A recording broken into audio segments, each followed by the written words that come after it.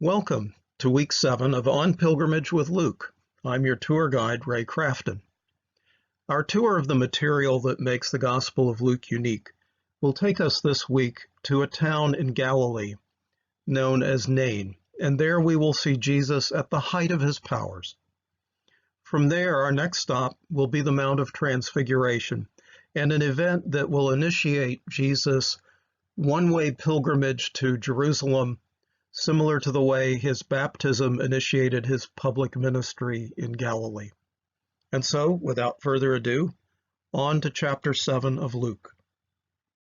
By the time the reader reaches chapter 7 of Luke, Luke has already recounted a number of miracles that Jesus has performed in Galilee.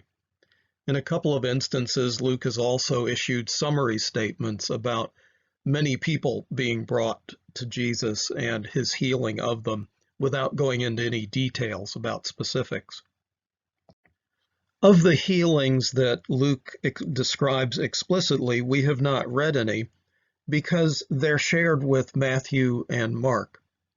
So we have bypassed those because we're looking at the material unique to Luke. Finally, in Luke chapter 7, when we read of the widow of Nain and her son, we read a story about a healing by Jesus that is unique to Luke. So if you'd like to pause here and read chapter 7, verses 11 to 17, on the next slide, we'll begin to look at some background behind this story. The episode that you've just read takes place in the town of Nain in southeastern Galilee, shown in the red box on the map at left. Luke wants us to connect this story with a resuscitation performed by Elijah that's recounted in 1 Kings. In Elijah's case, he was living outside of Israel in exile with a Gentile widow in the town of Zarephath near Sidon, which is up towards the top edge of the map. That widow in Zarephath had a son. And while Elijah was sojourning with them, the son died. And 1 Kings tells us that then Elijah stretched himself upon the child 3 times and cried out to the Lord, "O Lord my God, let the child's life come into him again." The Lord listened to the voice of Elijah. The life of the child came into him again, and he revived.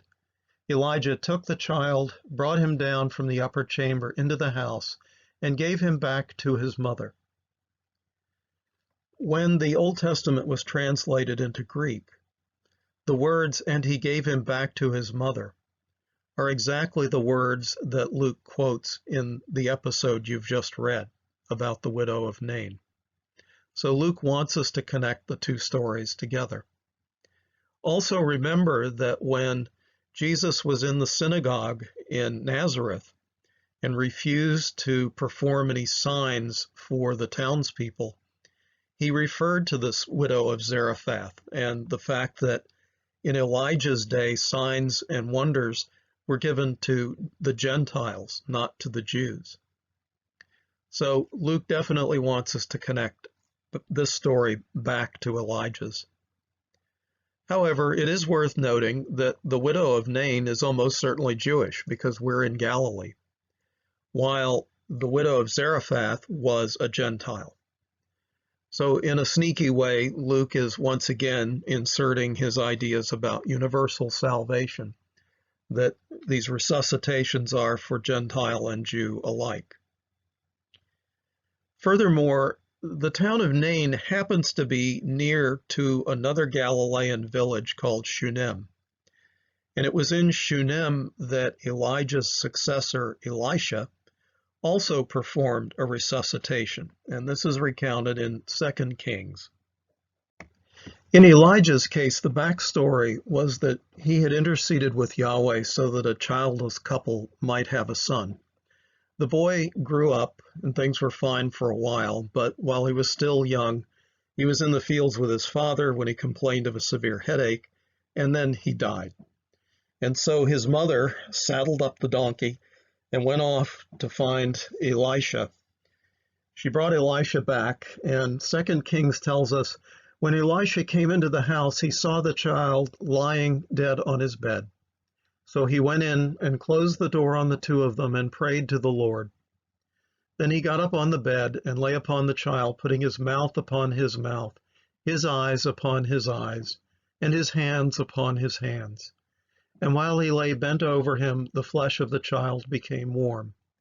He got down, walked once to and fro in the room, and got up again and bent over him. The child sneezed 7 times, and the child opened his eyes. So with these 2 Old Testament stories in mind, let's go to the next slide, and we'll look at why it is that Luke wants us to connect the story of Nain with Elijah's activities in Zarephath. The episode in Nain shows Jesus at the height of his powers. What could be more powerful or poignant than raising the dead? But in addition, the episode foreshadows things that will happen in Jesus' own life and death. As to Jesus' resurrection, that's foreshadowed because here in Nain we have the only Son of God raising the only son of the widow. And because the Son of God has spent his life raising the dead, he too will be raised from the dead. As to Jesus' ascension, here we have one of the reasons why Luke has been drawing this parallel between Jesus and Elijah. Luke did this in the synagogue in Nazareth. He's done it here again at Nain, and he's going to do it again later in his narrative. Why draw the parallel? Elijah, who is arguably the great miracle worker of the Old Testament, is perhaps the greatest of the miracle workers of the Old Testament. And here in Jesus, we have someone greater than Elijah. And because Elijah ascended bodily into heaven and was expected to return one day, Luke has said, my hero, who is greater than Elijah, will also ascend bodily into heaven. And by the way, he too is expected to return one day. The story that Luke recounts here is extremely dramatic, and if we look at some of the verses of the story, looking first at verse 13, the Greek for where it says that Jesus pities the widow could be translated equally well into the vernacular English as he has a gut reaction to her sorrow. In fact, we know she's crying because he says to her, don't cry. This gut reaction puts his humanity on full display. And, excuse me, the miracle that he performs at Nain is not attributable to anyone's faith. It's attributable to a combination of Jesus' humanity and to divine mercy. Jesus' emotions are the door, the gateway, if you will, into the divine, the merciful divine. And in looking at what Jesus does here, I can't help but think back to Zechariah's prophetic words in the infancy narrative, where in his canticle he said, by the tender mercy of our God, the dawn from on high will break upon us, to give light to those who sit in darkness and in the shadow of death, to guide our feet into the way of peace. In verse 14, where it says that Jesus touches the coffin and brings the cortege to a halt, the Greek verb hapto does mean to touch, but I think given the drama of the situation, it's better translated as to lay hold of, because Jesus essentially grabs that coffin and halts the cortege. Luke has done a couple of things here to increase the drama. For one thing, you've got a group, a cortege, coming out of town, headed for the cemetery. And on the other hand, you've got Jesus' caravan, these people who are following him, coming into town. And like 2 trains going head on the same track, they meet at the gate. Now, Nain does not have, nor did it ever, as far as we know, have a gate. But here we have a gate. Luke has described a gate because you can think about the gate between life and death. The, the death is headed in one direction, the life is headed in the other, and here they collide head on. Not only that, but Luke has glossed over some Jewish burial customs. Either he didn't think they would be relevant to his audience, or he was not aware of them himself. However, we're aware of them. And I'm speaking here about the rabbi's teaching that as the coffin passed by, people were expected, out of respect for the dead, they were expected to join the cortege, to join the procession to the cemetery. And so, as the coffin has made its way through town to the gate, many people from the town have had to join the cortege, the procession of death. When these two trains collide head on at the gate, what's going to happen? It's got to go one way or the other. Either Jesus, as an observant Jew, is going to have to join the cortege and proceed to the cemetery and to the burial of this young man, or he's going to have to do something about it, i.e., bring him back to life. So there's quite a bit of drama here as the two trains collide at the gate. And Jesus, with power that exceeds Elijah's, doesn't even have to touch the young man to resuscitate him. His word, rise, is enough. And so then in verse 15, Luke reminds us of how much this is like Elijah, except greater, by quoting the words, and he gave him back to his mother. In verse 16, the crowd picks up that notion of rise and becomes almost like a Greek chorus, where they say, a great prophet has arisen among us. And when the chorus says, God has visited his people, they're repeating exactly what Zechariah said in his prophecy back in the infancy narrative. Blessed be the Lord God of Israel, for he visited his people and redeemed them. He raised up a horn of salvation for us in the house of his servant David. So there again, the visiting and the raising up. Before leaving Galilee, Jesus will perform one more resuscitation, and that will be the resuscitation of the daughter of Jairus, the elder of the synagogue. That is a story that Luke brings in from Mark, and it's a lesson in faith. But here at Nain, we have Jesus at the height of his powers, with his humanity and his divinity both on full display. The next stop on our tour of the material unique to Luke takes us to the Mount of Transfiguration, somewhere in Galilee. This episode is recounted in all three synoptic Gospels, Mark, Matthew, and Luke. But it is Luke who has made unique additions to the story he received from Mark. Luke's version from chapter 9 of his narrative is shown at left. The red and blue text shows the additions Luke has made to the story. I want to defer a discussion of the blue text for now and focus on what's in red. First, note that Jesus is shown in prayer just before his transfiguration, just as he was shown in prayer immediately after his baptism in the Jordan and immediately before the Holy Spirit descended upon him. The parallel between Jesus' transfiguration and his baptism is that just as Jesus' baptism led to initiation of his public ministry in Galilee, so the transfiguration will lead to the start of Jesus' pilgrimage to Jerusalem and destiny.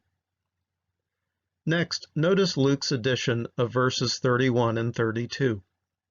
Luke has added that Moses, Elijah, and Jesus have a conversation and tells us the subject of the conversation. Many translations of verse 31 say they're discussing Jesus' departure, which he was about to accomplish at Jerusalem. However, the Greek word for departure is exodus. And so Luke is drawing a parallel between what will happen to Jesus in Jerusalem and the exodus of the chosen people from Egypt. We'll explore that parallel momentarily. Staying on verse 31 for the moment, the Greek verb translated as to accomplish is the same Greek verb Luke used in his prologue when he said his writing was to be a narrative of the events that have been fulfilled among us. So Luke is indicating here just how crucial to salvation history it is to understand the nature of this coming exodus of Jesus at Jerusalem. In verse 32, Luke has added a description of how Peter, James, and John struggled to stay awake and managed to do so and to see the glory of the Transfiguration. Isn't that strange, though? If Jesus were beginning to glow and Moses and Elijah were to appear, wouldn't you or I sit up and take notice? I believe Luke has added this odd verse to foreshadow the agony of Jesus on the Mount of Olives. There he will pray for deliverance while sweating blood, and the disciples will sleep through it. The exaltation of this moment on the Mount of Transfiguration is organically connected, says Luke, to Jesus' future agony on another mount, the Mount of Olives. Lest this foreshadowing of future agony be lost on us, Luke has made one more addition. He adds that the voice from the cloud terms Jesus as my chosen. Neither Mark nor Matthew have that additional title in their accounts of the Transfiguration. And neither Mark nor Matthew have the words said by the Jewish leaders as Jesus hangs on the cross. Let him save himself if he is the Messiah of God, his chosen one. Once again, Luke foreshadows Jesus' passion here at the Transfiguration. In the right-hand column of the slide, I've summarized some of these connections and added others. Regarding the Old Testament connections, Luke has used the Transfiguration to draw a connection between what Jesus will do in Jerusalem and the Exodus. We'll explore that on the next slide.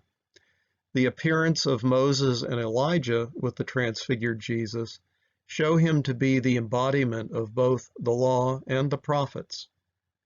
Moses, the leader of the Exodus, who at Mount Sinai receives the law, and Elijah, on Jesus' other hand, who is the great miracle-working prophet of the Old Testament. Also, we should note Peter's offer to build what the Greek text says are 3 tents or booths.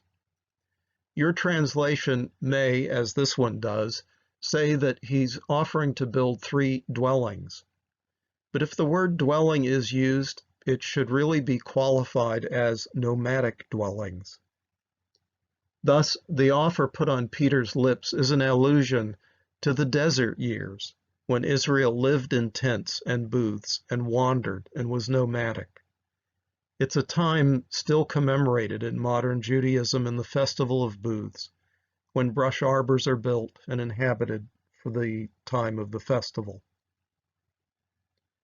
Before leaving the Old Testament connections of the Transfiguration, I should note that a prophet as great as Moses was expected to come back one day, and Elijah also was expected to return. The message of these two appearing with Jesus is that here is Jesus, who is actually greater than either Moses or Elijah. In Deuteronomy 18:18, Yahweh promises to Moses, I will raise up for them a prophet like you from among their own people. I will put my words in the mouth of the prophet, who shall speak to them everything that I command. Anyone who does not heed the words that the prophet shall speak in my name, I myself will hold accountable. And as to the promised return of Elijah, we have the prophecy in the 4th chapter of Malachi. Lo, I will send you the prophet Elijah before the great and terrible day of the Lord comes.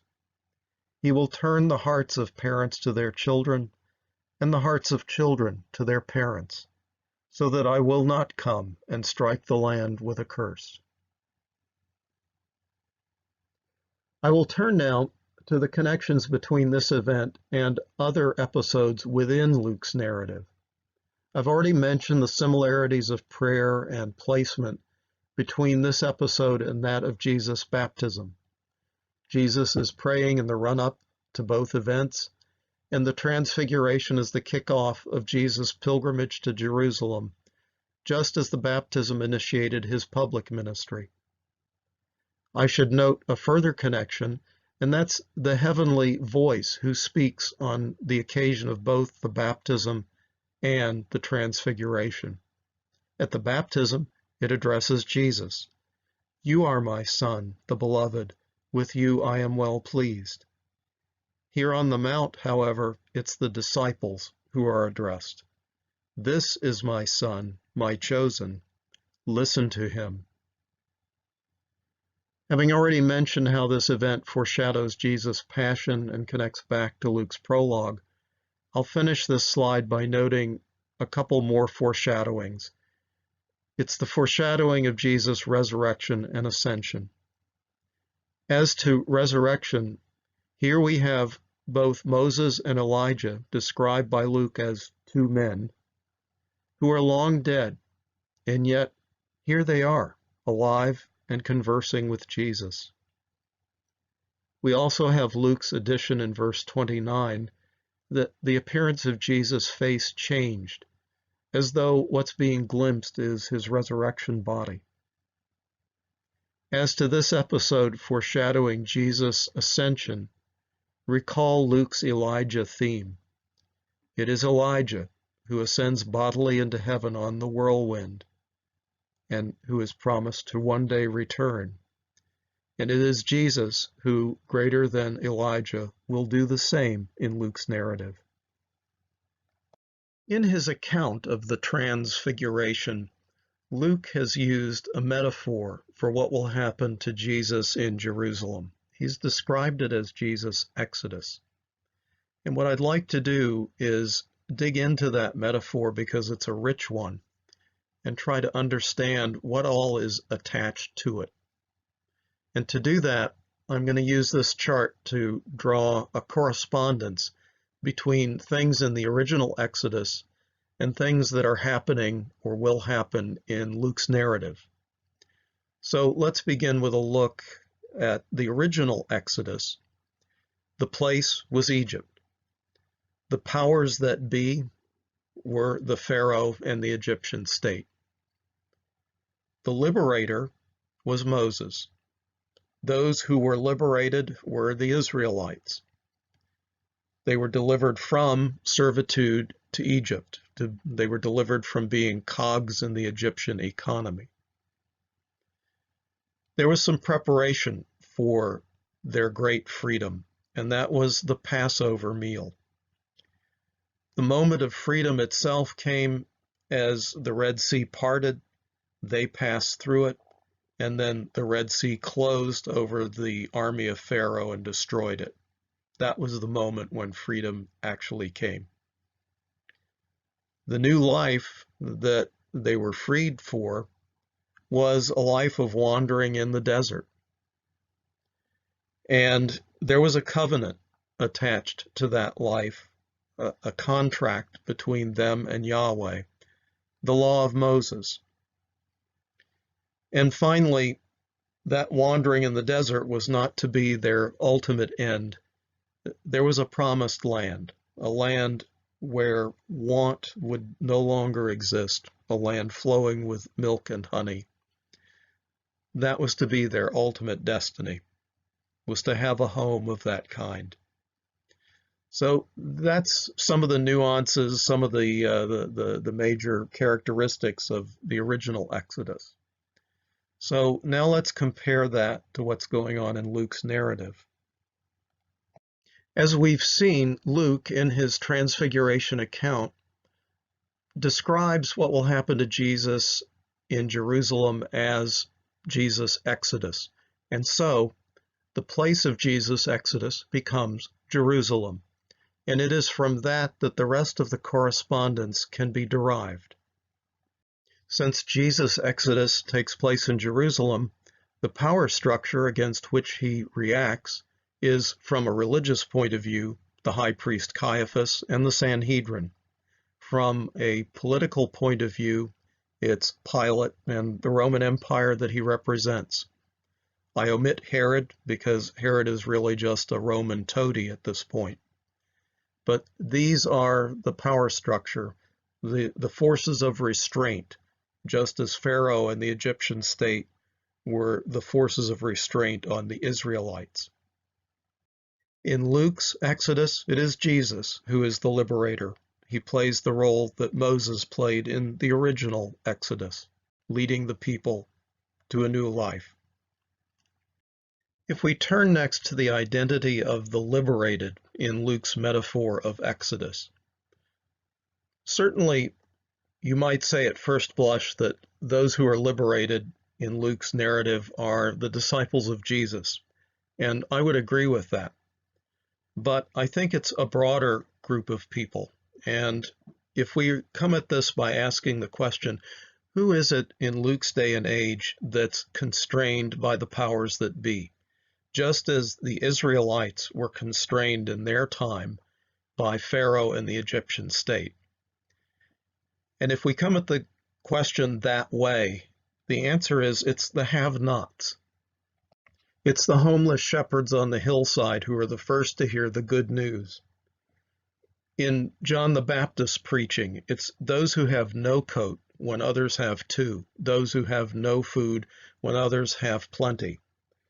In the synagogue in Nazareth, Jesus says, it's to the poor that he's come to preach good news. It's to the captives that he's come to proclaim release. It's to the blind that he's come to help them recover their sight. It's to set at liberty, he says, those who are oppressed. And in his Sermon on the Plain, Jesus says in his Beatitudes that his blessing is on the poor, the hungry, those who are weeping for any reason.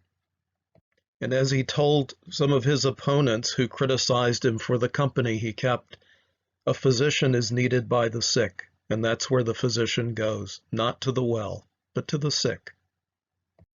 As to the nature of that from which people are being delivered in Luke's metaphor, I would say that it's anything that's a constraint on their becoming, anything that holds a human life back from being all that it could be, whether it's social, religious, political, economic, ethnic, medical, you name it. If it's a constraint, Jesus is here to deliver people from it.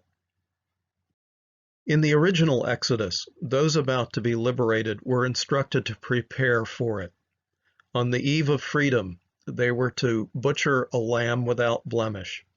The lamb was to be roasted and consumed along with bitter herbs in great haste. The blood of the lamb was to be sprinkled on the doorposts and the lintels, so that the angel of death would pass them by. When Jesus' passion and death took place so close to the Passover festival of the Jews, early Christians seized upon it and equated Jesus' passion and death with the Passover and the Paschal Lamb.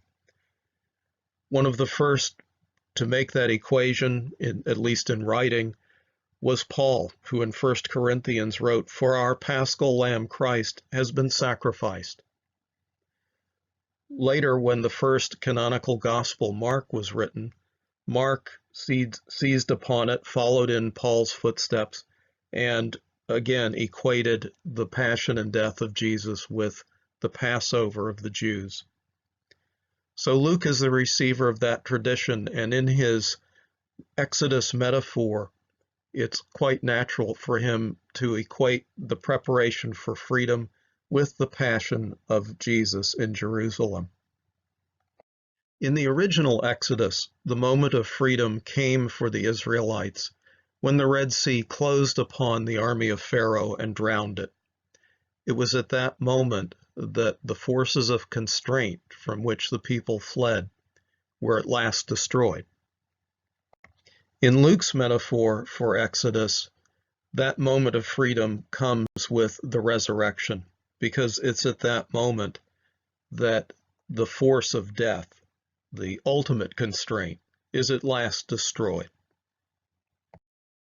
With freedom comes new life, and in the original Exodus, the Israelites' new life was one of wandering in the desert, where for the next 40 years they were formed as a people and learned and discovered what it meant to be free.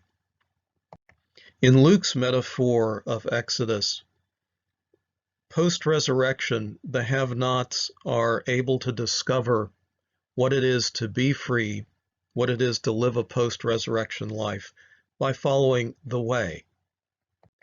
Luke tells us in his sequel of Acts that this was the term by which the followers of Jesus were first known. They were later known as Christians, but originally they were referred to as followers of the way. And whereas the Israelites in their wandering were given a covenant, a contract with Yahweh, the law of Moses that came at Sinai, that in Luke's metaphor of Exodus is replaced by emulation of Jesus and his teachings. To follow the way is to emulate Jesus. No longer is the law written in letters upon paper and stone. The law is written in flesh and blood on the human heart. Finally, just as the Israelites' ultimate destiny was not to wander in the desert, but to one day inhabit the promised land, so in Luke's metaphor of Exodus, followers of the way also have an ultimate destination, and it is eternal life. As we prepare now to leave the Mount of Transfiguration, I hope you've found this view of salvation history through Luke's eyes something useful. I hope it inspires you to keep on keeping on in following the way, in emulating the merciful and liberating Jesus that we continue to meet in the pages of Luke's narrative. Well, that's it for this episode of On Pilgrimage with Luke. In retrospect, I probably should have called these episodes and not weeks, because this one has become so long it will take us more than 1 week to cover it in our Sunday classes. In any event, please join us next time when we will hear Jesus tell the parable of the Good Samaritan, and as time permits, join him for dinner at Mary and Martha's place. See you then.